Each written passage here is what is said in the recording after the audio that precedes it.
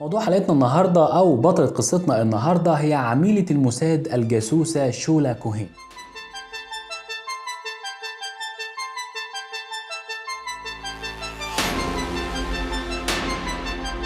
هنتكلم النهارده عن جاسوسة اخترقت الدولة اللبنانية وساهمت في إقامة دولة إسرائيل. لؤلؤة الموساد الإسرائيلي، أخطر جاسوسة إسرائيلية استخدمت مفاتنها لكي تخترق دولة عربية اسمها لبنان. موضوع حلقتنا النهاردة أو بطلة قصتنا النهاردة هي عميلة الموساد الجاسوسة شولا كوهين، واللي كان بيطلق عليها لؤلؤة الموساد في لبنان. اتولدت شولا كوهين عام 1917 في الأرجنتين لأب أرجنتيني كان بيعمل في التصدير، وأم يهودية مصرية كان اسمها مائير عذراء. كانت شولا الطفلة الرابعة بين 12 طفل في العائلة. انتقلت عائلتها للعراق واستقروا في بعقوبة شمال بغداد، وبعدها انتقلوا إلى مدينة البصرة جنوب العراق. ثم هجرت العائلة إلى فلسطين من خلال المرفأ الإيراني في عبدان عام 1937، وانتقلوا أخيرا بعد وصولهم إلى مدينة حيفا مباشرة إلى مدينة القدس واستقروا فيها. ابوها واخوها ديفيد كانوا عاملين فيها بلطجيه، عشان كده اتقتلوا اثناء هجومهم على القرى الفلسطينيه على يد الفدائيين الفلسطينيين. وبعدها اتقتل برضه حبيبها الاول اللي كان اسمه عازار.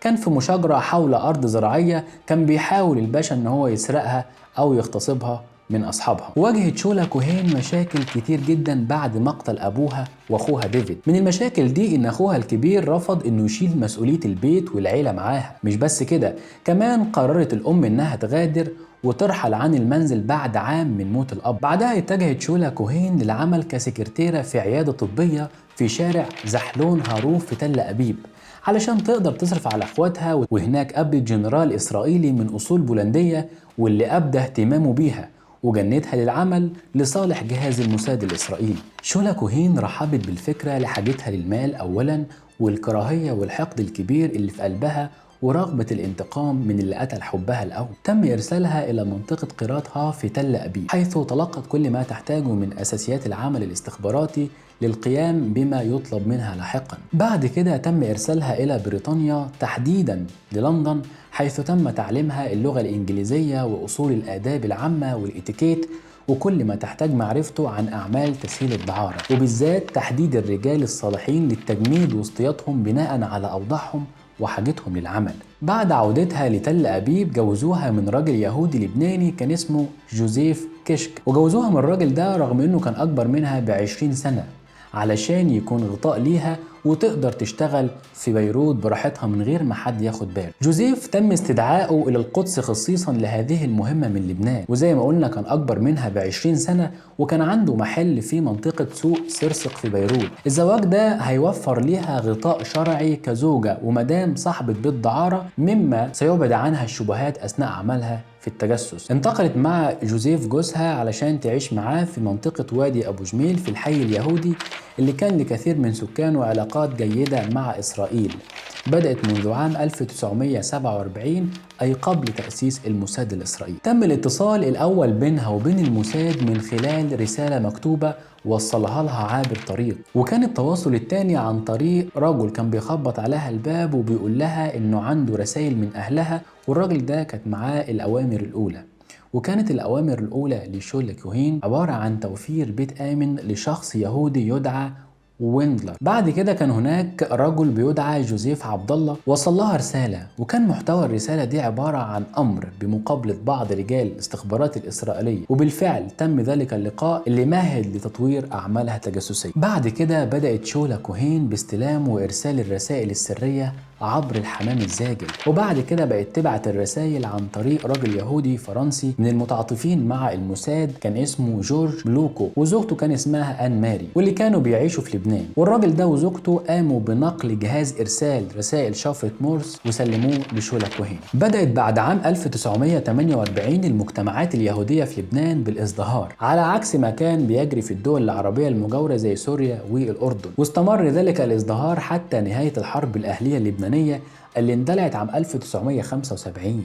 وانتهت عام 1990 باتفاق الطائف اللي أسس الاستقرار على أسس طائفية أسست لانهيار لبنان اليوم. السبب الأول في ازدهار المجتمعات اليهودية في لبنان كان العلاقات الإيجابية اللبنانية مع الحكومات الأوروبية رغم الانتداب الفرنسي للبنان، حيث أصبح لبنان سويسرا الشرق كما هو معروف. السبب الثاني هي بعض العناصر في المجتمعات المارونية المسيحية اللبنانية اللي كانت تتقبل بل وتتعاطف مع الحركة الصهيونية. كانت بيوت الدعارة والمواخير هي المكان الأفضل لاصطياد وتجنيد العملاء وضمان سيل المعلومات من وإلى إسرائيل. مضت بضعة سنوات وشولا كوهين بتبعت الملايين من أموال اليهود وبتهربها لإسرائيل من لبنان وسوريا والعراق بالتعاون مع جورج ملوكو وزوجته. عمليات تهريب الأموال دي يا جماعة كانت سبب مؤلم وأدت لانهيار النظام المصرفي اللبناني في ذلك الوقت. في نفس الوقت كانت شولا كوهين بتشتغل على تهريب ونقل العائلات اليهودية في بلاد الشام والعراق إلى الأراضي المحتلة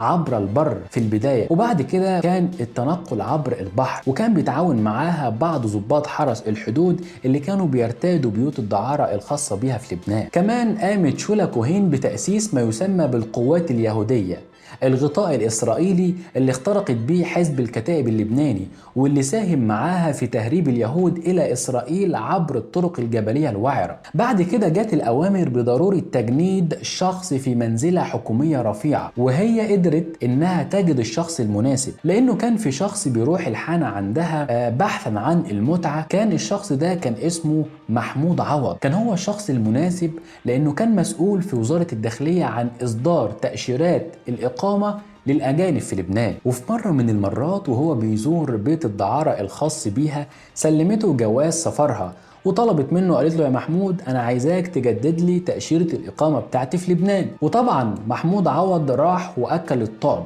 وبعت لها جواز متجدد لحد باب بيتها. الراجل ده عمل كده في البداية علشان يرضيها، لأن شولا كوهين زي ما نقول كده كانت بتوصى بيه أول لما كان بيروح لها الحانة بتاعتها، فكانت بتهديه أفضل ما لديها من فتيات، وما كانش يعرف في البداية طبيعة عملها، لكن بعد كده اكتشف حقيقة عملها واستمر بمساعدتها دون أي طرد، بل إنه كمان كان بيطلب فلوس نظير خدماته، وكانت حالته المادية حالة جيدة جدا، لكنه كان طماع وغارق في بحر الخطيئة والشهوة مع الفتيات اللي كانت بتقدمها له شولا كوهين في الحانة الخاصة بيها. قلنا طبعا ان الباشا صاحب المزاج عرف بعد كده طبيعة عمل شولا كوهين التجسسي، لكنه ما كانش يعرف ان كل اللي بيحصل بينه وبين الفتيات كل الكلام ده كان متصور ومتسجل صوت وصورة من خلال كاميرات فيديو وميكروفونات عالية الدقة مخفية لاستعمالها بعد كده في حال انه فكر ان هو يرفض العمل معاهم او يفكر في المقاومة او حتى يرفض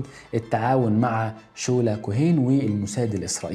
لما شولا كوهين كلمت الموساد وقالت لهم ان محمود عوض محتاج فلوس، جاءت موافقة الموساد على إعطائه المال نظير خدماته، لأنه كان بيوفر تأشيرات الإقامة للعاهرات اللي بتأتي إلى لبنان من جنسيات مختلفة، بجانب الجواسيس والعملاء اللي كانوا بيزوروا لبنان بين الحين والآخر.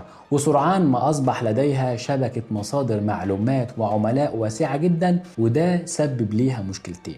هتقول لي ازاي؟ هقول لك انا ازاي. المشكلة الاولى هي ازاي هتقابل عملائها والجواسيس اللي تم تجنيدهم، وازاي هتديهم الاوامر والتعليمات، وازاي هتدفع لهم الفلوس مقابل التقارير اللي هتحصل عليها منهم. والمشكلة التانية التقارير الكتيرة والمعلومات اللي هتحصل عليها من عملائها هتبعتها ازاي للموساد.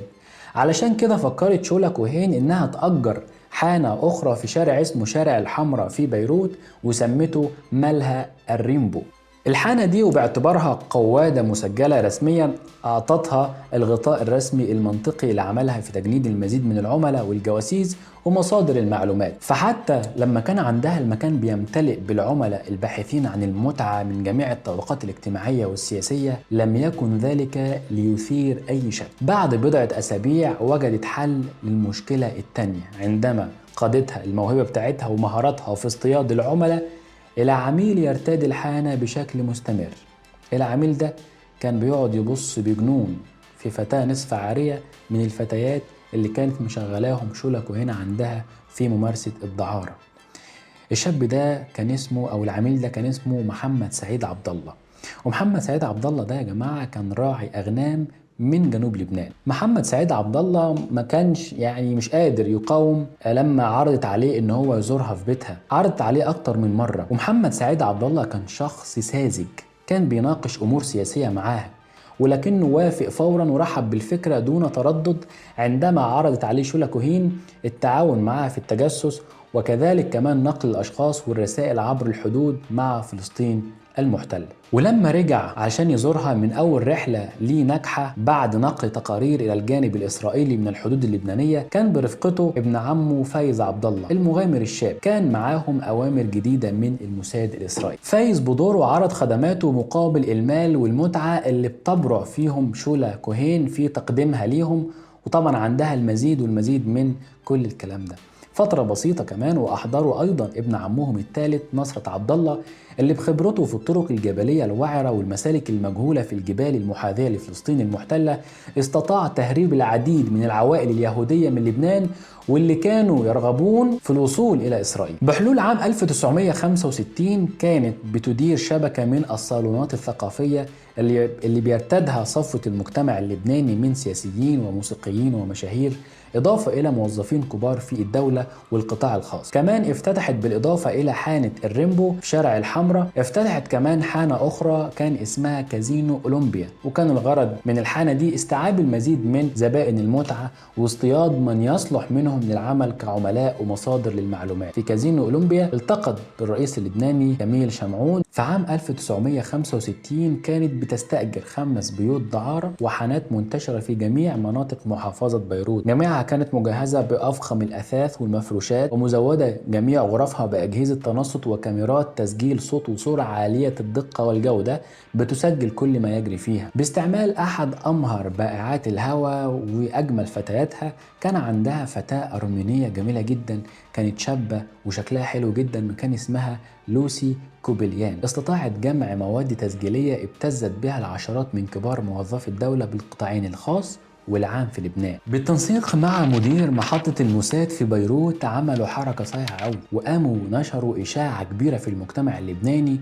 مضمون الإشاعة دي إن البنوك اللبنانية خلاص قربت تفلس، وده اللي هيدي الفرصة لليهود الأغنياء في لبنان سحب فلوسهم وثرواتهم من البنوك اللبنانية. بعد كده كانت بتتم عملية سرية معقدة لنقل هؤلاء اليهود إلى إسرائيل عبر الحدود السورية اللبنانية، سالكة طرقا وعرة جدا وسط التلال والجبال. من بين رجال الأعمال اليهود دول كان إيميل ناتشو وإبراهيم مزراحي، واللي ساب خطيبته في لبنان علشان ترتب هروب الجالية اليهودية بحكم علاقاتها الكبيرة في الأوساط الثرية اليهودية في لبنان. وفي عام 1958 قام ضابط سوري في المخابرات السورية بتمرير معلومة للمخابرات اللبنانية مفادها إن هناك دلائل وشكوك كبيرة جدا بوجود شبكة تجسس في لبنان، بل وأخبروا كمان اللبنانيين بإن شولا كوهين هي اللي بتحوم حولها كل الشكوك. لكن الرد اللبناني كان رد حازم بإن مدام شولا كوهين فوق كل الشكوك. كل حاجة كانت ماشية زي الفل بالنسبة للموساد، لغاية ما حصلت الصدفة دي أدت إلى أن يقوم جهاز الاستخبارات اللبناني في بداياته بالتدخل للتحقيق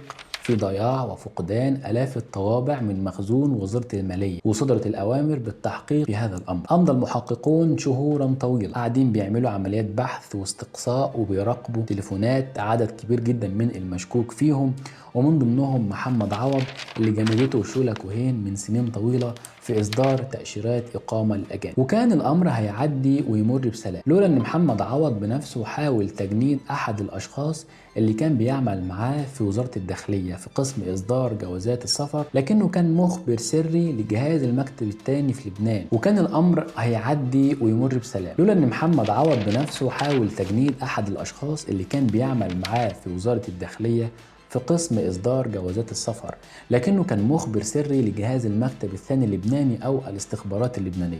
الشخص ده كان اسمه ميلاد القارح، واللي بدوره أخبر رئيسه المباشر النقيب غابي لحود اللي كان نائب رئيس قسم الاستخبارات والتحقيق في المكتب الثاني اللبناني في ذلك الوقت. صدرت الأوامر لميلاد القارح باختراق شبكة التجسس والتظاهر بأنه مهتم بالعمل لصالحهم، وقام بدوره على أكمل وجه وطلب المال مقابل المعلومات اللي هيديها له. وبالفعل تم ده، وعرفه محمد عوض على مدام شولا كوهين تحت اسم سمعان. سمعان ده كان شاب وسيم، عينيه زرقاء وكان طوله متوسط، وقدمه انه هيدي لولادها دروس. سمعان قدر انه ينال ثقة شولا كوهين ومهد الظروف الملائمة لتقوم بتجنيده، لانه رافقها برحلة الى اسرائيل عادت بعدها بحاجة لاخفاء اختام المطارات الاسرائيلية، وقام هو باصدار جواز سفر جديد ليها للتغطية على تلك الزيارة. في تلك المرحلة بالذات او بعد ما حصل الموضوع ده، حصل سمعان على كامل ثقتها واصبحت مدام شولا كوهين تهيم حبا في جمال عيون الشاب سمعان. المكتب الثاني اللبناني استأجر شقتين في نفس العمارة اللي بتقيم فيها شولا كوهين، وقاموا بمراقبة جميع اتصالاتها والتنصت على جميع الأحاديث اللي بتدور في شقتها عبر أجهزة تنصت حديثة حصلوا عليها من الغرب، كانت على شكل صحن لاقط للصوت. كان شكل صحن كده، الصحن ده كان بيلقط الصوت وبيوصل الصوت والتسجيلات دي كلها للمكتب الثاني في لبنان، وتم وضعها هي ومن يعمل معها تحت رقابة صارمة على مدار الساعة والأيام. بائع الجرايد، بائع الخضار والفاكهة، رجل البقالة، الناس اللي تمشي في الشارع المقابل لبيتها، جميعهم كانوا عملاء المكتب الثاني. كانت عملية معقدة وصعبة جدا. سجلت التسجيلات الصوتية والهاتفية خلافات كبيرة جدا بين مدام شولا كوهين ومحمود عوض، بيطلب فيها المزيد من المال، وبتقوم هي بابتزازه بتسجيلات صوت وصورة أثناء ممارسة الدعارة مع فتيات تسر في بيت الدعارة الخاص بيها. ولكن التعليمات من الموساد جاءت بإعطائه كل ما يطلب، وفعلا ده اللي حصل. في أغسطس من عام 1961 قدر المكتب الثاني في لبنان إنه يجمع كل ما يحتاجه من أدلة إدانة لشبكة مدام شولا كوهين وجميع عملائها المنتشرين في أطراف بيروت ولبنان. قام العقيد عزيز الأهدب باعتقال شولا كوهين وزوجها جوزيف وعدة عاهرات كانوا شغالين معاها. كان من ضمن العاهرات دول رشيد رفول، كذلك محمود عوض ومحمد عبد الله وفايز ونصرة عبد الله أبناء العم الثلاثة، بالإضافة ل 22 شخص آخر من أفراد الجالية اليهودية اللبنانية تم القبض عليهم. بعد 14 عام من التجسس سقطت شبكة مدام شولا كوهين، وفي 25 من شهر يوليو من عام 1962 تم الحكم على شولا كوهين بالإعدام، ثم تم تخفيف العقاب أو الحكم ليصل إلى 20 سنة سجن مشدد مع الشغل. دراعها الأيمن رشيد رفول تم الحكم عليها ب15 عام سجن، وتم الحكم على زوجها جوزيف بالسجن برضه، لكنه أخذ براءة بعد استئناف الحكم، مما يفتح الكثير من الأسئلة عمن كان بيساعدها من عملاء خلف الكواليس في أجهزة القضاء وإنفاذ القانون اللبناني، مع احترامنا لدولة لبنان وشعب لبنان الجميل. أما محمود عوض فقد سقط ميتا بنوبة قلبية في يونيو 1967، وبعد 5 سنوات من السجن تم إطلاق سراح شولا كوهين ورشيد رفول و2 آخرين من العاهرات اليهوديات في الشبكة في صفقة مبادلة سجناء بين إسرائيل ولبنان. تم استبدال هؤلاء الأربعة بموجبها ب3 طيارين سوريين من سلاح الجو السوري، رغم ان الرواية الرسمية ذكرت ان المفرج عنهم كانوا 500 لبناني، لكن هذا كلام غير صحيح، هم كانوا 3 فقط. العميل السري ميلاد القارح او سمعان كما عرفته شولا كوهين كان هو الشخص الذي رافق شولا بعد 5 سنين من القبض عليها الى الحدود اللبنانية، حيث تمت عملية المبادلة، ولم يترك التاريخ الكثير من المعلومات عن العاهرة الأرمينية الصغيرة لوسي كوبليان اللي كانت تستعملها شولا كوهين للإيقاع بالزبائن. اعتبر تفكيك والقبض على هذه الشبكة عملا عظيما للاستخبارات اللبنانية بالنظر إلى قصر عمرها في زمن الرئيس فؤاد شهاب، ولكن رغم ده يعتبر الزمن اللي استغرقته شولا كوهين في العمل التجسسي داخل لبنان زمنا قياسيا في مقاييس اليوم اللي تجاوز ال 14 عام. بعد عودتها لإسرائيل تم تكريم شولا كوهين واستقبالها كبطلة وتكريمها بأعلى الأوسمة، وده لأنها عملت جهد عظيم في انتقال اليهود وثرواتهم من الدول العربية إلى دولة الاحتلال الإسرائيلي الناشئة آنذاك. ده كمان تم تلميع صورتها أمام المجتمع الإسرائيلي وإخفاء التفاصيل عن كونها قوادة ومارست الدعارة، وسهلته للعديد من الفتيات اليهوديات من أجل الحصول على المعلومات. عاشت شولا كوهين بعد وصولها إلى القدس في الحي اليهودي القديم في القدس مياشريم اللي بيقطنوا غالبية من الأرثوذكس المتشددين، بينما عاشت من كانت مساعدتها رشيد رفول في تل أبيب أيضا، وأنجبت طفلين ولد وبنت. إسحاق ليفانون ابن شولا كوهين من زوجها جوزيف اتولد في لبنان وبقى هناك أثناء محاكمة والدته وفترة سجنها. هو كان الوحيد من أبناء شولا كوهين المتواجد مع أمه حتى في فترة السجن بتاع شولا كوهين لما كانت محبوسة 5 سنين في لبنان، والباقي من أولادها راحوا باتجاه إسرائيل والغرب. وانتوا يا جماعة بعد ما سمعتم كل الكلام ده إيه رأيكم؟ هل تعتقدوا إن شولا كوهين بعد كل اللي عملته ده نالت ما تستحق من عقاب؟ وهل تشعرون أعزائي المشاهدين بالتعاطف مع شولا كوهين بكل صراحة؟